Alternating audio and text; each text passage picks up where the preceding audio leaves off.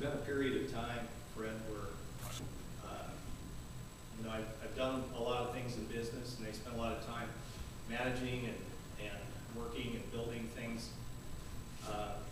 And it kind of occurred to me, I guess, several times to look into city government, but didn't feel like the timing was quite right. And this time around, it just seemed like there was something there that thought, my experience counts. What I've gone through, the investment that I've made here. We've been in town about 12 years. And when we moved from Minnesota, we chose Spearfish out of about 6 different communities. We researched, we looked at the education system, we looked at the healthcare. You guys have a good thing going. You still have a good thing going. We invested our family here, invested in the schools, and it's something worth sticking around for. I'm going to be here a long time. And that's what I guess my motivation is. I see probably a lot of the same things that you in the room do. It's a beautiful place to live. We want it to stay that way. There's a lot of things that we need to preserve.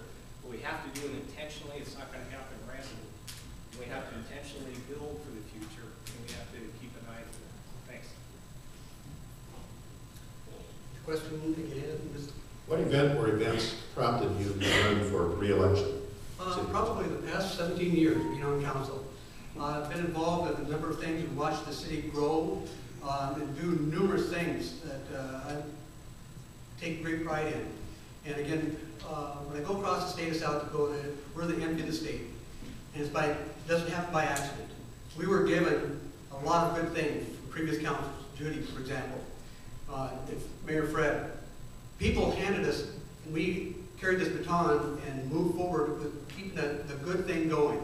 The history that we have here in Spearfish, my father was a former mayor. I understand what city government's all about. I grew up in city government. So I'm familiar with the understanding of the demands placed on a person. And again, my commitment is to Spearfish. I believe Spearfish. Being on city council is the part-time job in name only. You're on call 24/7, 365.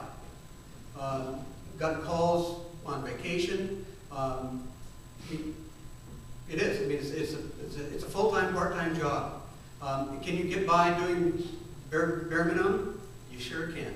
And we've had some examples of that in the past, and it's not been very successful. But my commitment is to Spearfish, partly because I grew up here.